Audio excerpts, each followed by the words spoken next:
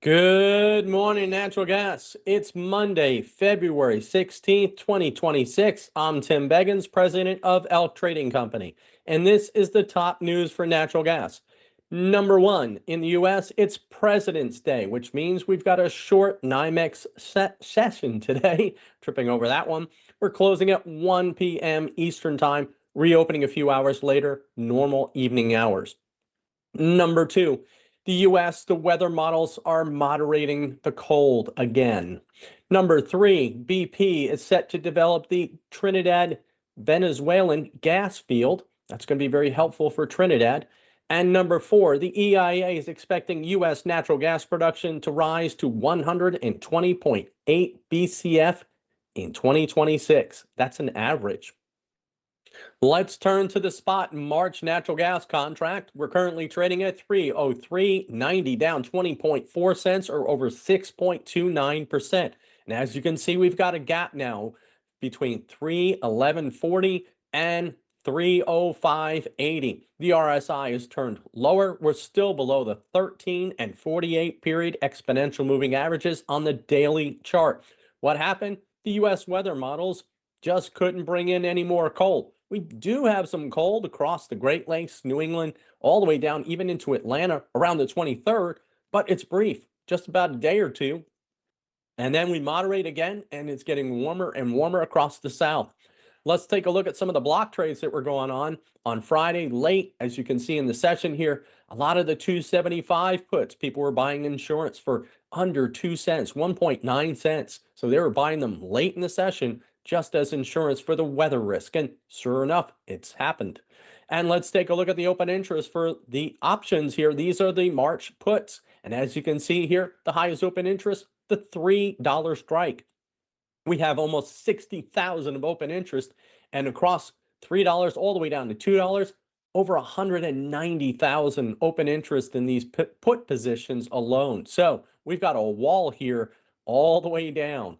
Take a look at the production. This is what also threw the market off for a loop here. The EIA came out and said U.S. natural gas production is going to reach a record high in 2026 and 2027, and is going to get to an average of 120.8 BCF in 2026.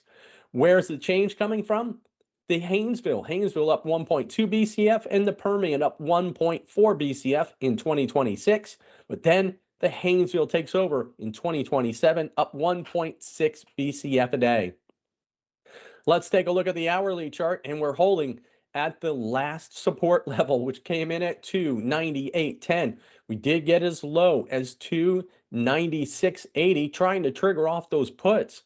And right now, currently, the RSI is turning higher. So we're looking to see if we can capture that 304.80. And we did get to that high. That's exactly where we are, but we haven't been able to push out above it. If we can, we're going up to 314.5.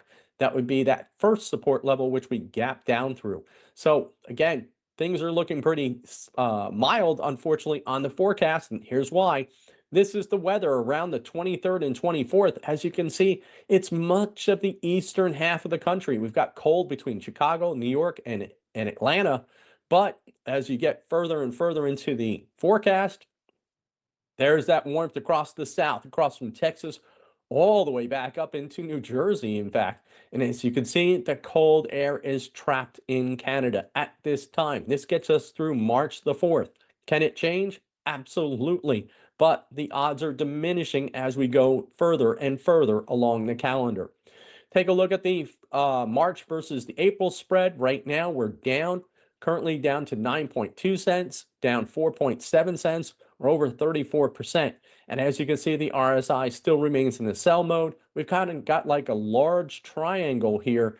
And as you can see, these are the options here. People were buying the 10-cent spread. This is a 10-cent call, selling the 25-cent call, selling the flat put against it. We're just waffling right here around that 10-cent spread. How about April through October? This is the injection season here, and we're currently trading right now at 327.10, down 12.9 cents or over 3.8%. The RSI is still turning lower here. As you can see, our recent low came in at 303.30. Value last year, 360. So let's see what we're going to do, because we've got kind of a strange thing here. We've got productions calling for 120.8, but that has to be dictated by price. And price average for EIA, they said it's 430 for 2026. Right now, we're currently not anywhere close to that. Even using the Jan and Feb expirations, which are very stout, we're only trading around 385, which means we're low relative to expectations. How about Europe? Well, there's cold weather coming in the 19th through the 20th, and potentially moving further south as we get into the forecast period, going into the southeast around the 21st. But then, as we get further and further in the forecast period, temperatures are mostly seasonal. How about the storage in the EU? Currently at 34%. Germany, 24%. France at 24.5%. Italy is the best at 51.5%. So colder weather going to take this down even further. And here's Asia. They get the cold weather about a week after Europe. And as you can see, this is around the 27th. So we've got cooler weather around Beijing, all the way down the eastern provinces, Koreas, and Japan. As you get further and further in the forecast period, things become more seasonal. How about Golden Pass? Well, look like some good numbers were coming in last night, but they've backed them off again. We're only pulling in 708 MMBTUs. So right now, that's out of 2.6 BCF capacity. That's for all three trains. One train is 800 million excuse me, MMBTU, 800,000 MMBTU. Excuse me, I'm tripping all over that today. And how about the EIA nuclear outages here? We've got some more outages here. Columbia Generation Station is offline completely, and we've got LaSalle is down to 50%. Of course, now we also have Edwin Hatch and Turkey Point also were down. So we're currently right now at 5.8 gigawatts are offline. Everybody's getting ready for the spring refueling season, getting ready for summer. So again, recapping right now, we are currently trading at 304.10, down 20.2 cents or 6.23%. Remember, it's a short session. Things close at 1 p.m. Eastern time, reopening again at normal hours for the evening session. Let us know your thoughts in the comment section below. Please hit that like and subscribe button. Thanks for listening. We'll see you tomorrow.